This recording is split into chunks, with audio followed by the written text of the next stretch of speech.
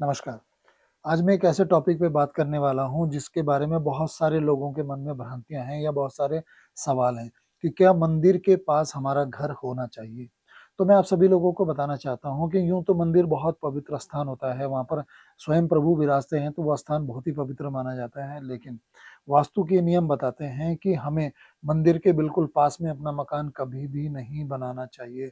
मंदिर के बिल्कुल पास में जिन लोगों के मकान होते हैं, वो लोग जीवन में कुछ न कुछ परेशानियों से घिरे रहते हैं। उनके जीवन के अंदर कुछ न कुछ दिक्कतें, कुछ न कुछ परेशानियाँ या फिर पूरा जीवन उनका संघर्ष में बना ही रहता है। आप चाहें तो नोटिस कर सकते हैं अपने आस-पास के लोगों को देखिए जहाँ पर मंदिर है और उसके बिल्कुल पास में जो मकान होंगे आपको दिखेगा कि वहाँ पर बहुत सारी दिक्कतें उनके जीवन में हैं।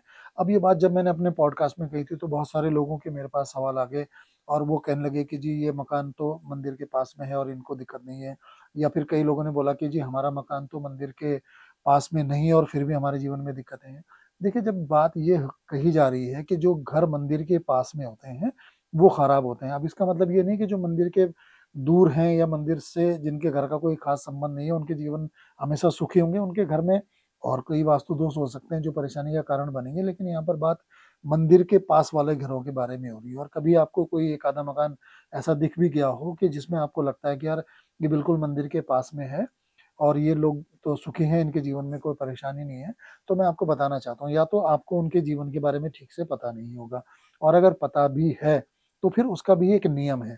आप देखेंगे कि मंदिर के पास में घर नहीं होना चाहिए, मैंने ये बात बोली। लेकिन देखिए थोड़ा-सा ये इस बात पर भी निर्भर करता है कि वो मंदिर कितना बड़ा है। अब कितना बड़ा को कैसे समझेंगे?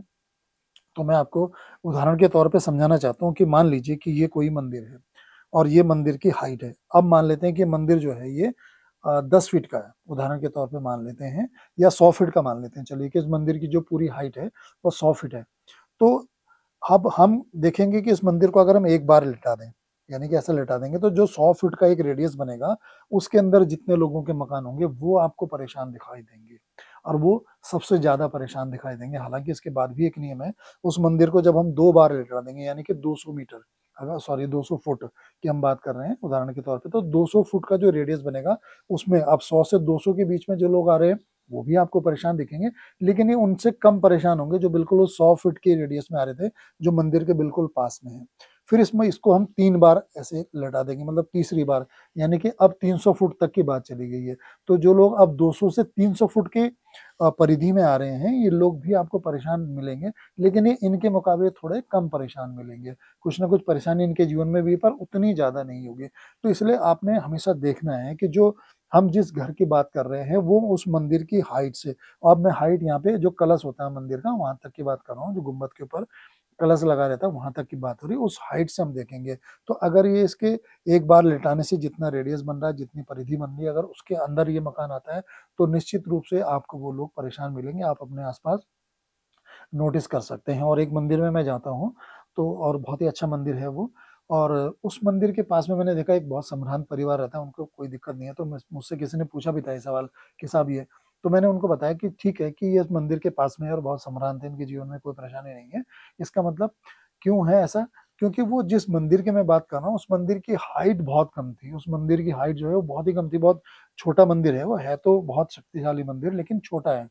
उसकी वजह से उस मंदिर को अगर हम 3 बार भी लिटा दें, मतलब उसकी जो हाइट है, अगर उसको 3 गुना भी हम कर देंगे, तो भी वो मकान उससे बाहर आता है।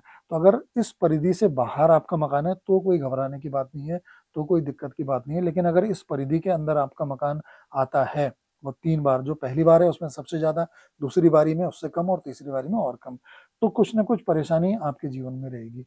अब देखिए कई लोगों ने कहा है कि जी मुझे इसका कोई उपाय बता दीजिए।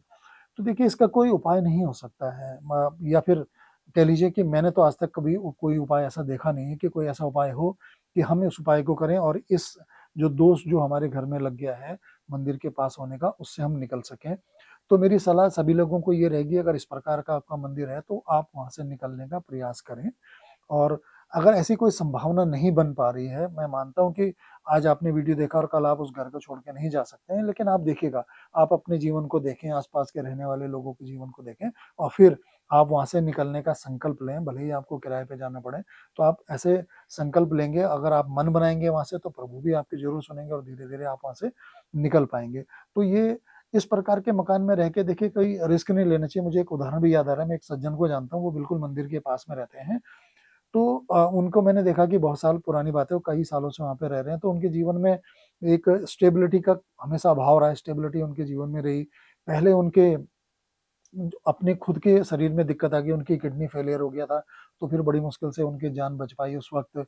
और अभी कुछ समय पहले की बात है कि उनका एक जवान बेटा जो है वो कहीं उनके एक्सीडेंट में मृत्यु हो गई। तो देखिए कुछ न कुछ इस प्रकार की संभावनाएँ जो हैं वो बनी रहती हैं, इस प्रकार की दिक्कतें जो हैं वो बनी रहती हैं। तो मंदिर के बिल्कुल पास में जो मकान होता है वो थोड़ा-सा नेगेटिव माना जाता है या फिर नेगेटिव प्रभाव देता है। तो मुझे ऐसा लगता है या मेरा अपना ये अनुमान है या मेरा अपना ये मत है कि इस प्रकार का अगर आपका मकान है तो आपका वहाँ से निकलना ही बेहतर होगा। तो मुझे उम्मीद है कि ये जानकारी जो मंदिर के और मकान के बारे में है आपको पसंद आई होगी। धन्यवाद।